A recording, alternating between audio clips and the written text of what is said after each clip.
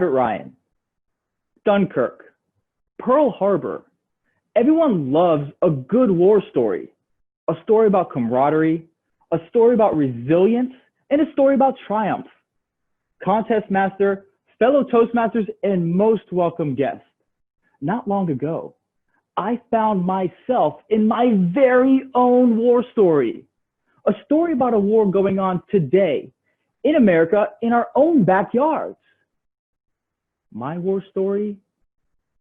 My war story is about the Great Chicken Sandwich War of 2019. Let me brief you on the situation. Popeyes, a traditionally bone-in chicken restaurant, recently released its new boneless chicken sandwich.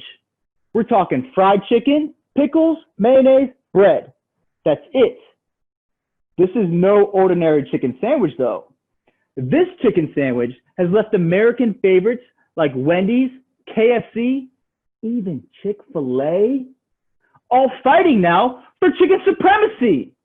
What started as a simple war of words on Twitter has now escalated to something worse, something violent. I've watched videos on YouTube of Popeye's customers getting into fistfights over chicken sandwiches. I've watched Popeye's customers trying to fight Popeye's employees because they've run out of chicken sandwiches. I watched a man jump through a drive-through window for a chicken sandwich. Let me take you back to August 28th, 2019. It was a beautiful Sunday evening that I was spending with my girlfriend, when all of a sudden, she looked at me with her puppy dog eyes, and she said, "Babe, me hungry. Me hungry. What we have to eat?" You see, my girlfriend's Jamaican, and anytime she breaks out the patois on me, I know she means business. So I looked her in the eyes, grabbed her by her beautiful face, and I said, "Baby, we're going to Popeyes." We hopped in the car, drove to Popeyes, and when we arrived, it looked like a Black Friday sale. There was a line to get in the building, a line of cars surrounding the building. Inside the Popeyes, no social distancing whatsoever. Naturally, as the alpha male, I began to panic. I said, "Babe, this is nuts. We could be here forever. I'm just going to try the Popeyes down the road instead." She calmly replied, "I think we should stay right where we are because we don't know if the other Popeyes are going to be just as crowded as this one." That's one of the reasons my girlfriend and I get along so well. She's that voice of reason to bring me back down to earth when I need it. Naturally, I did what any rational man would have done in that situation. I veered out of line, stepped on the gas, and headed down the road.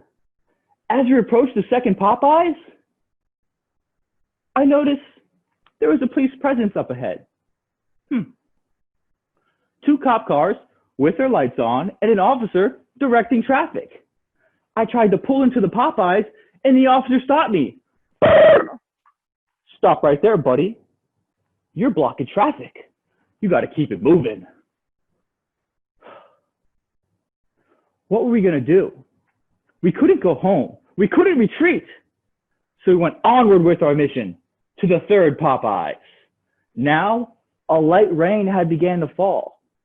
Before we even saw the third Popeyes, we noticed a line of 30 cars waiting to get in.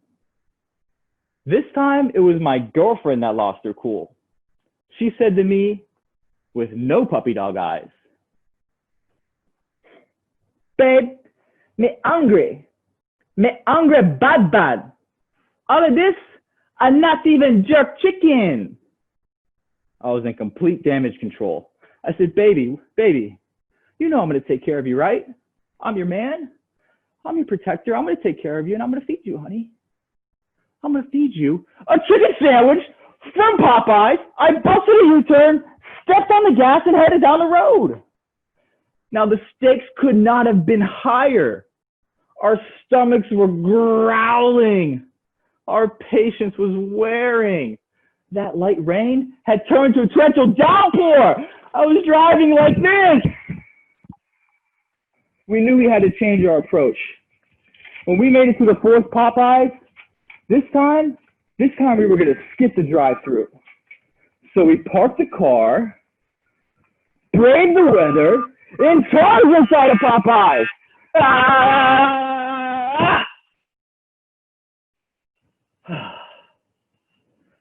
To our relief, there was just a few people in line.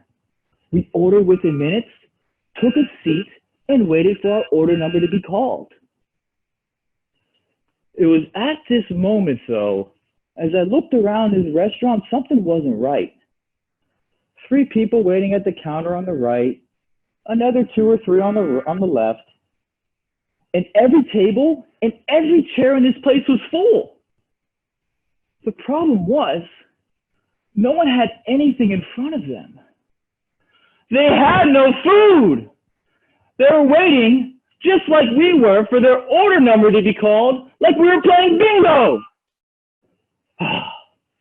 Long story short, over an hour later, we finally get our food. I should have been jumping for joy. I should have been ecstatic. Mission accomplished.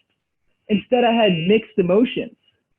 On one hand, I was happy I was able to feed my girlfriend because now she wasn't going to mash up my things. On the other hand, I was disgusted with myself. I had traveled so far. I had gone through so much for a chicken sandwich. At that moment, I hated myself. I hated myself because